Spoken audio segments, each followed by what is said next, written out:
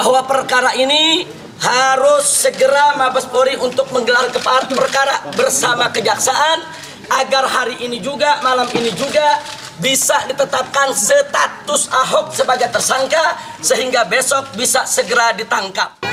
Dengarkan pernyataan pesan Imam Besar Al-Habib Muhammad Rizik bin Husain Syihab untuk reuni aksi 411 dari kota suci Mekah. Warning, waspada, aksi 411 jangan sampai ditunggangi kelompok merah pendukung Ahok untuk serang Tawagud Jakarta Suswono dan PKS dengan dalih penistaan agama dan keadilan persamaan perlakuan dengan kasus Ahok.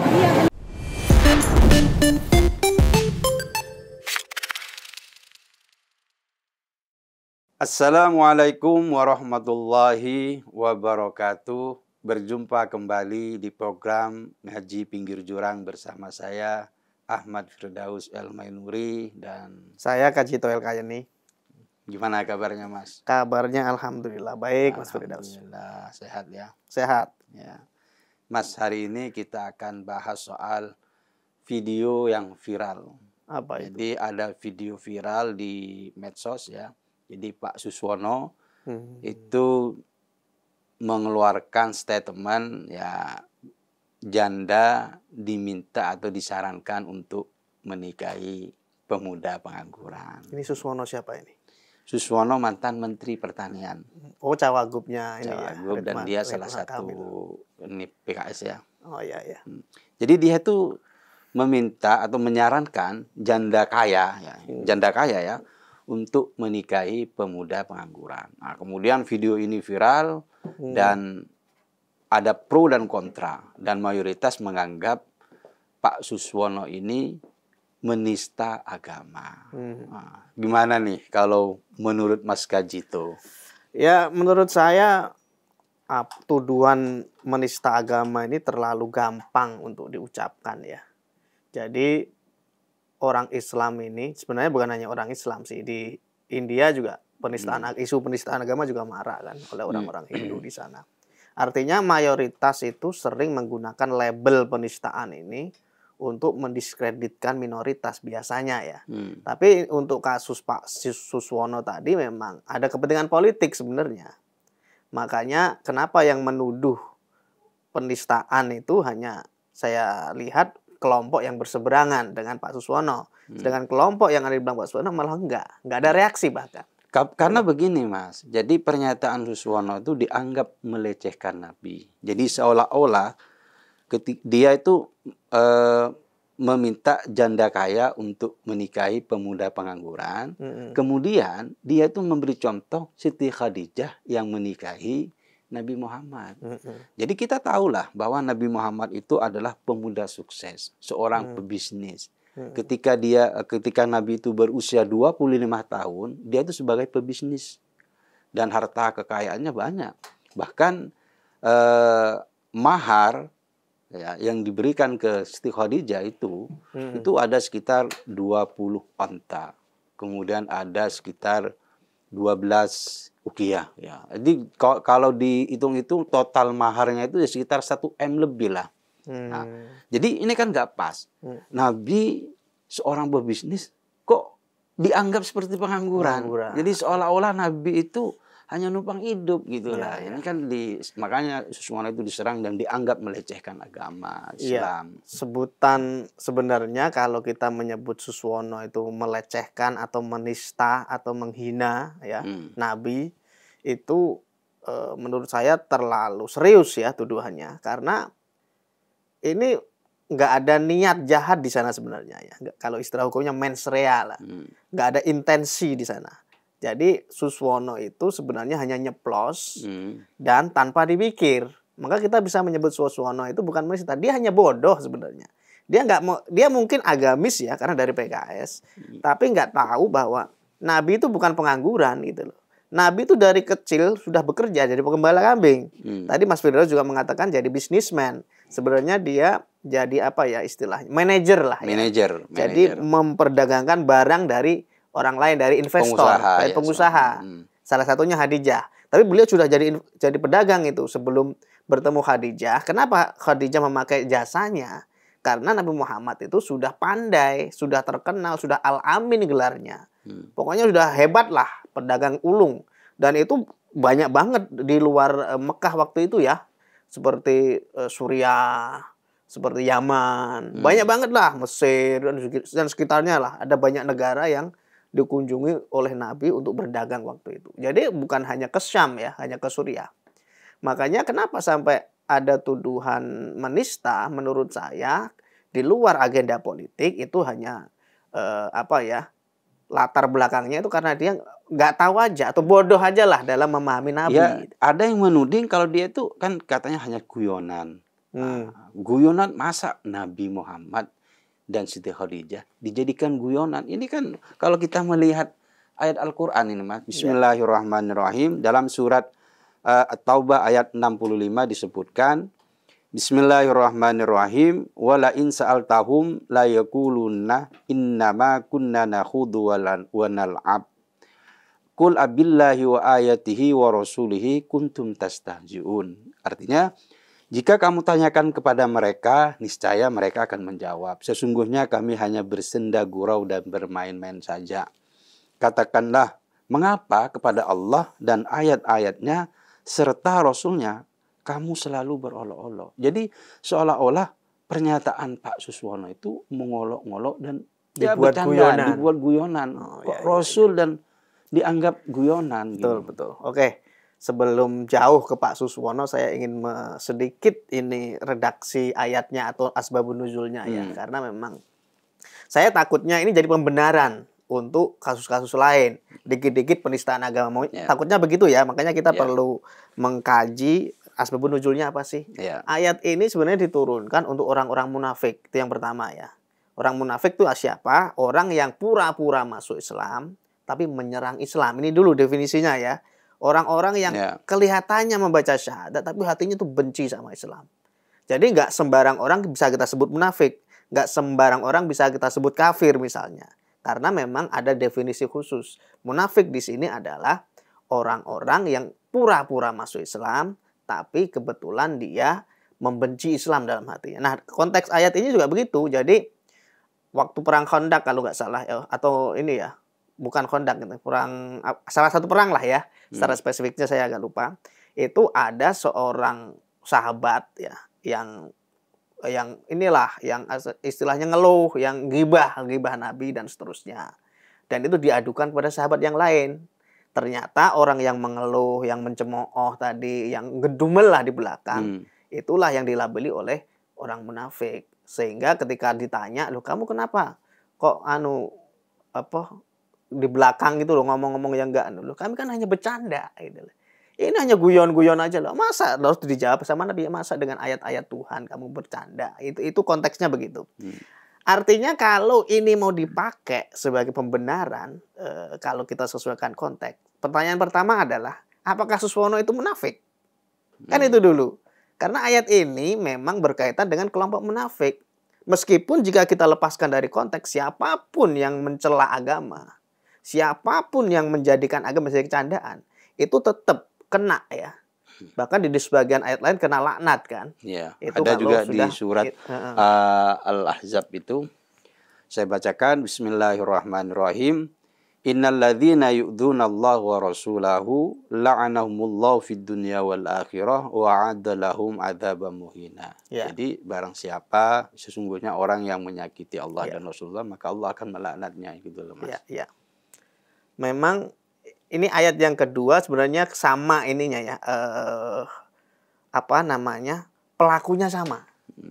Siapa sih yang menyakiti Nabi dan Rasul? Kalau yang menyakiti Tuhan itu dalam tafsirnya sebenarnya bermaksiat. Ya, tadi jadi nggak kurang relate lah kalau kita kaitkan dengan ayat yang pertama. Tapi kalau kita ambil dalam satu helaan nafas, maksudnya siapa? Ya, Allah dan Nabi di sana dibikin sebagai satu baris lah, pemahaman gitu ya. Jadi siapa sih yang menyakiti Nabi di sana? Itu orang-orang munafik. Tapi kasusnya beda. Kalau ini ketika Nabi menikahi seorang Yahudi, keturunan Yahudi maksud saya, bernama Sofia, ketika menikah masuk Islam. Nah, ketika itulah orang-orang banyak yang menggunjing, banyak yang ini menyakiti lah, toknun itu ya, banyak yang ini ghibah dan seterusnya, banyak yang mencemooh. Nah ini. Nah, ini yang kemudian ditegaskan di sini, kenapa Nabi menikah dengan Sofia? Karena tidak ingin adanya pertikaian yang lebih panjang. Karena Bani Nadir kalau nggak salah itu ya, ini sukunya, itu berkomplot dengan musyrik Mekah waktu itu untuk menyerang Nabi. Ketika perang, kalah mereka di tawanan. Akhirnya untuk solusi agar, karena Bani Nadir dan Sofia ini pinter untuk ini, negosiasinya pinter. Artinya mereka tuh suku yang terpandang yang bisa mendamaikan banyak kelompok gitu loh. Makanya tujuan salah satu pernikahan itu adalah untuk mendamaikan, supaya damai, habis perang ya sudahlah, damai gitu loh. Nah, ini yang dicemooh oleh orang-orang munafik. Ini katanya Yahudi begini, kok kamu nikah gitu loh. Pokoknya gitulah, banyak cemoohan, banyak gerundelan dan sebagainya. Jadi mencela Nabi atau membuat guyonan tentang Nabi memang bisa dikontekskan dengan menyakiti Nabi gitu kan. Tapi pertanyaannya sekali lagi ingin saya ajukan, apakah layak seorang Suswono yang saya tahu dia Muslim kan karena PKS, apakah layak kita sebut seorang munafik? Kalau kita kontekskan dengan ayat ini ya. Tapi kalau kita keluarkan konteks ya berarti umum saja. Tapi tetap saja bahwa menyebut seorang menista agama itu harus ada intensi, harus ada mens rea, harus ada niat jahat dulu. Kalau niatnya guyon, maka bolehlah itu kita sebut dia bukan menista ya, dia hanya karena kebodohannya dia berlaku tidak pantas.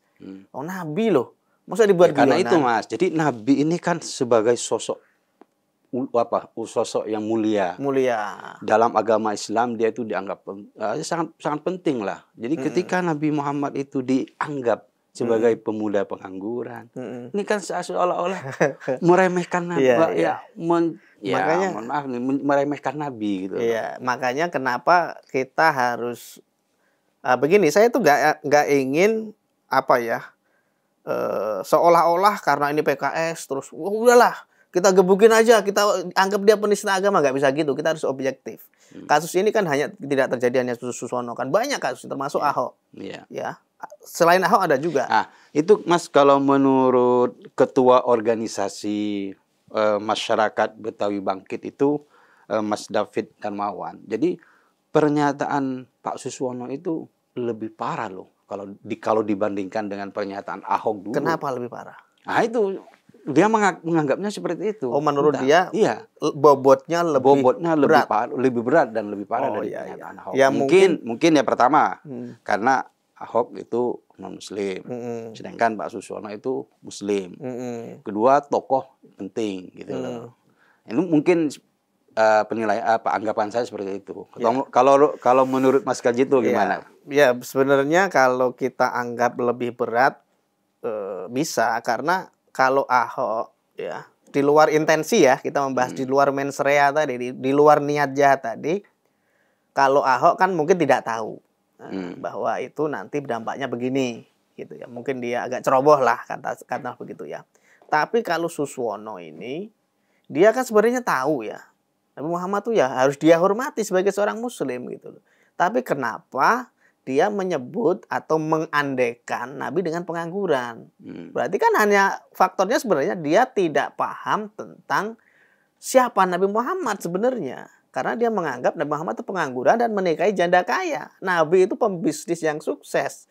Ketika dia menikah dengan Khadijah, namanya sudah dikenal dan dipercaya orang. Investor datang dan dia berdagang kemana-mana ke negara-negara lain lah, eksportir lah kalau sekarang ya. Makanya ketika menikahi Khadijah, mas kawinnya aja 1 miliar kan, kurang lebih 1 miliar rupiah. 20 onta sekarang pun mahal onta itu, bisa 50-60 juta satu ekor. Ya, sekitar 50 sampai 60 juta satu ekor. Makanya 20 onta waktu itu ya, sekarang pun mahal apalagi waktu itu. Saya baca di salah satu sejarah itu. Jadi per bulan itu pendapatan Nabi itu ada yang bilang itu ya sekitar 4 ekor onta per bulan. Jadi ya sekitar 200 lebih lah. Makanya per bulan. Ya kan kalau dagang beberapa bulan perjalanan kan mungkin. Jadi Itu mungkin perkiraan ya. Saya nggak tahu dari mana rujukannya. Intinya adalah Nabi memang sejak muda itu memang sudah berlatih berdagang ya, sejak 12 tahun bahkan itu yang ketemu pendeta Bahiroh itu. Itu kan juga 12 tahun dan disuruh pulang. Kalau kamu nggak pulang kamu disakiti orang Yahudi kan gitu.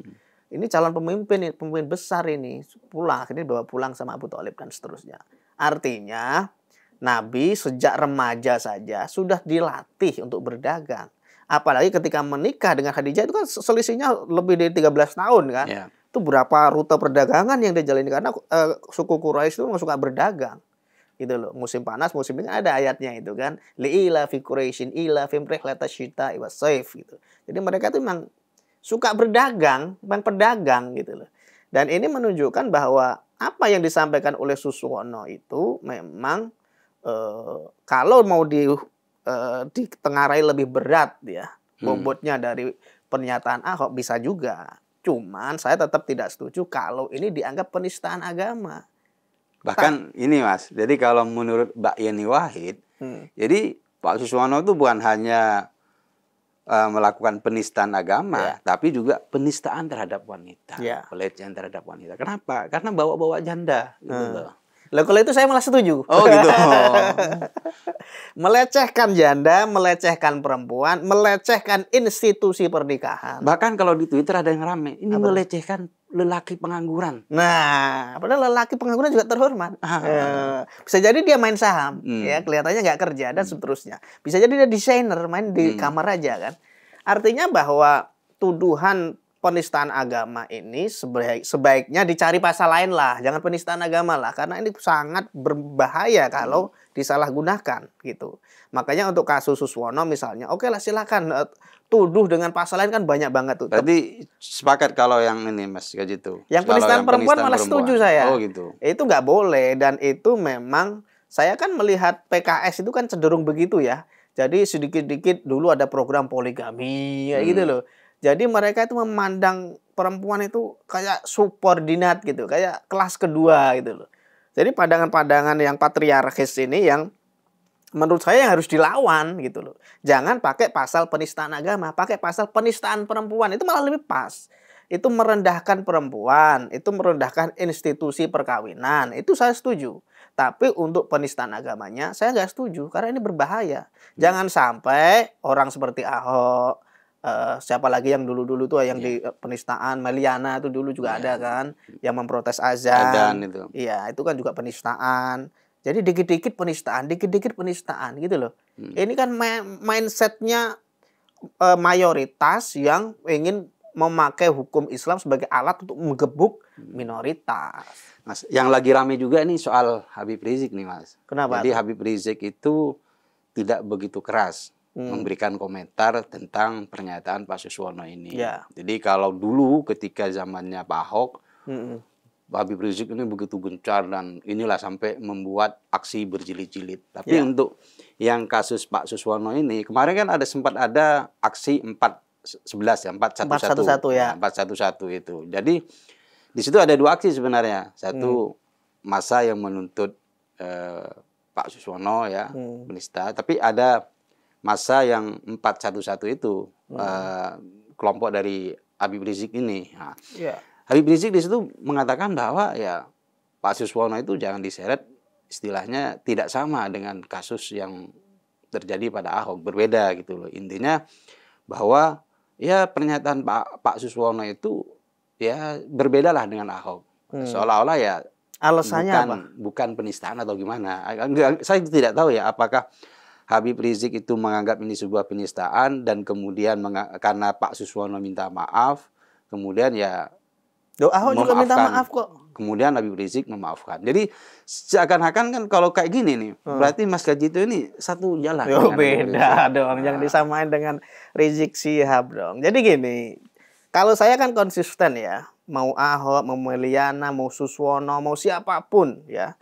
Kalau tidak ada intensi, kalau tidak ada mens rea, kalau nggak ada niat jahat ingin menistakan agama, kecuali dia menghujat Islam, menghujat Kristen, ya, mengatakan di patung salib itu ada jin kafirnya, atau mengatakan kalau Yesus anak Tuhan, bidannya siapa, itu justru menistakan agama, gitu loh. Ada intensi di sana, ada mens rea, ada niat jahat merendahkan agama lain, gitu. Tapi kalau yang seandainya alasannya itu bukan merendahkan, tapi ya istilahnya ya edukasi masyarakat. Ya nggak boleh dong, itu menyakiti. Jadi yang kita pakai di Indonesia itu hukum negara, bukan hukum agama. Ini yang disalahpahami oleh para ustadz. Kalau dia mengajarkan jamaahnya, oh saya akan mengatakan hukum Islam. Nggak bisa dong. Ini bukan negara agama.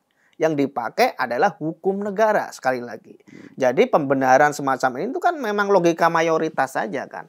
Makanya kembali ke soal Habib Rizik tadi, kalau dia memang dalam kasus Ahok dia menyebut Ahok menista agama. Dalam kasus Suswono dia bilang, wah kan Suswono banyak bercanda. Padahal menyalahi ayat tadi kan. Kalau Anda kait-kaitkan dengan bahwa kenapa kamu ayat-ayat Tuhan tentang Nabi kamu bikin bercandaan gitu loh. Abillahi wa ayatihi dan seterusnya tadi.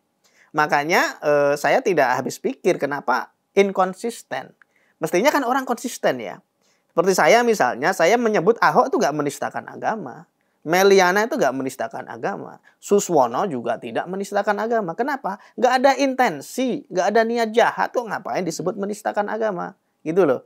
Makanya harus konsisten. Kalau Habib Rizik enggak, mentang-mentang dia pro sama Suswono dan PKS, dia kan sudah minta maaf lah. Ahok juga udah minta maaf. Mereka aja yang pura-pura lupa. Dulu kan ada tuh, maaf diterima, hukum jalan terus, kan gitu slogan mereka. Ahok sudah meminta maaf. Walaupun dia nggak merasa bersalah, tapi karena menimbulkan kehebohan, dia minta maaf gitu loh. Tapi itu nggak diterima. Proses hukum, mentang-mentang ada bohir di belakang nih. Wah ini kan Anies mau jadi gubernur waktu itu kan didorong-dorong sama Habib Rizik. Jadi Ahok diproses, sementara Suswono malah dibelain karena ada kepentingan gitu loh. Itu nggak boleh. Karena ini memang masalah ini sangat krusial. Atau mungkin sekarang mungkin Habib Rizik itu lebih melunak karena dia lebih moderat gitu Mas. Melihat ya isu-isu atau sesuatu yang terjadi gitu. Ya, itu saya kira hanya aksi tebang pilih ya. Jadi saya ingin mengingatkan penonton Cokro bahwa terutama umat Islam ya, kalau Anda ingin, bahkan kalau ingin menerapkan pasal penistaan agama silahkan, memang ada pasalnya kan. Cuman harus objektif, harus konsisten. Ini ada ayat yang mengingatkan ya, surat ini Al-Maidah ya, ayat 8 kalau nggak salah, Al-Maidah benar ini. Bismillahirrahmanirrahim. Wala yajrimannakum syana'anu qaumin ala alla ta'dilu i'dilu huwa aqrabu littaqwa. Jadi jangan sampai karena apa istilahnya itu, kebencianmu pada suatu kaum itu membuatmu berlaku tidak adil. Tapi berbuat adillah, karena berbuat adil itu mendekatkanmu pada takwa. Artinya bahwa saya melihat banyak orang yang dalam memandang kasus penistaan agama itu tebang pilih seperti Habib Rizik. Kalau non-muslim pelakunya, ayo ganyang, masukkan penjara gitu. Maaf diterima, hukum jalan terus, kan gitu. Yeah. Tapi kalau sesama muslim, kayak Suswono, lah dia kan minta maaf. Hanya bercanda. Lah Nabi dibercandain, kan gitu. Artinya itu tebang pilih. Jadi ini berbuat zalim. Karena dia memiliki kebencian kepada Ahok misalnya. Karena dia etnis Cina, dia Kristen, dan seterusnya. Karena mulutnya pedas menurut dia gitu kan. Akhirnya dia berbuat zalim. Yang masih debatable bahwa Ahok mengatakan kalau kamu jangan mau dibodohi dengan pakai ayat gitu kan. Itu sebenarnya bukan menistakan ayat kan. Oknum yang memakai ayat ini loh. Tapi kan itu yang dipotong dan digoreng dan sekalian akhirnya dihakim memutuskan karena dia bersalah. Memang mens rea itu kan banyak ininya kan. Ada yang kecerobohan. Bahkan ada juga ya kecerobohan itu juga masuk dari kelalaian. Iya, ada intensi itu di sana masuknya ya. Makanya kenapa Ahok kemudian diputuskan bersalah mungkin karena melihat eksesnya ya, dampaknya sangat luar biasa. Wah, ini kalau nggak diputusin ruwet juga kan, pertimbangannya kan banyak ya. Keputusan hakim tuh banyak pertimbangannya. Nggak hanya mens rea tapi banyak hal. Artinya bahwa ketika hal-hal semacam ini terlalu sering digunakan, saya takutnya nanti ini jadikan hukum palu sama mayoritas. Siapapun yang protes azan, penistaan agama. Ada yang tanya soal izin rumah ibadah, penistaan agama. Jadi semua hal akhirnya penistaan agama gitu loh. Dia membaca ayat-ayat kitab sucinya, misalnya dia mengakui bahwa Yesus anak Tuhan, misalnya seperti itu ya. Doktrin-doktrin internal mereka, wah itu nggak benar, itu menistakan agama. Kan dulu pernah ada ceramahnya Habib Rizik kayak gitu kan. Bagi aneh itu begini-begini. Seolah dia nggak mentoleransi kalau itu kan hak orang lain untuk meyakini sesuatu. Kalau kamu nggak setuju ya udah diem gitu loh. Jadi jangan memakai pembenaranmu untuk diterapkan ke orang lain. Akibatnya begini, makanya penistaan agama itu sebisa mungkin dihindari kecuali ada intensi. Kecuali memang ada kesengajaan, niat jahat, sengaja ingin menistakan agama tertentu, entah Islam, Hindu, Kristen, dan seterusnya, terapkan hukum itu kan ada hukumnya. Tapi kalau enggak, masih sumir, apalagi ada unsur politik, ya jangan. Soalnya ini berbahaya. Selain kebiasaan menuduh tadi, juga saya takutnya ini menyuburkan ekstremisme. Karena kelompok ekstrem, kelompok konservatif, seolah-olah punya dasar hukum gitu loh. Wah, dulu Ahok kan begini dan dia masuk penjara kok. Berarti yang lain nanti kalau ada yang usil-usil ke agama kita, misalnya dia bikin pengajian, suaranya kenceng, diprotes tetangganya yang lagi sakit, penistaan agama kamu. Wah, kan karena bahaya. protes. Karena protes pengajian yang suaranya kenceng tadi. Mungkin di sana ada apalah, ada yang lagi baca sholawat kenceng-kenceng juga ya, pakai terbang itu yang Habib itu kan ada misalnya kan. Hadran. Hadran misalnya. Nah, ini juga mengganggu yang orang mau tidur, orang tua mau tidur dan sebagainya. Diprotes, penistaan agama. Jadi banyak hal akhirnya dimanfaatkan oleh oknum ekstremis tadi, oleh kelompok konservatif tadi untuk menggebuk minoritas. Dan ini yang berbahaya. Makanya saya berharap kasus-kasus seperti Suswono, Ahok, itu jangan dilabeli penistaan agama.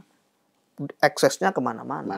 Ya. Jadi cukuplah kalau mau disebut penistaan perempuan, menistakan janda, menistakan pengangguran, itu malah oke menurut saya. Karena kalimatnya pas, tepat gitu loh. Kalau bawa agama kan merembetnya kemana-mana. Jauh dan berbahaya. Saya kira gitu, Mas. Oke. Terima kasih Mas Kajito. Sama-sama. Diskusi dan ngaji yang menarik sekali. Ya, terima kasih. Penonton Cokro TV, demikian ngaji pinggir jurang kali ini. Semoga kita bisa mengambil hikmah. Kami hanya ingin mengajak Anda untuk melihat isu atau persoalan keislaman dari berbagai sudut pandang, agar kita tidak terjebak pada pemikiran yang kaku dan sempit, yang mudah mengkafirkan dan menyalahkan orang lain. Mari kita terima perbedaan, hargai perbedaan, dan jaga kerukunan. Demikian, wassalamualaikum warahmatullahi wabarakatuh.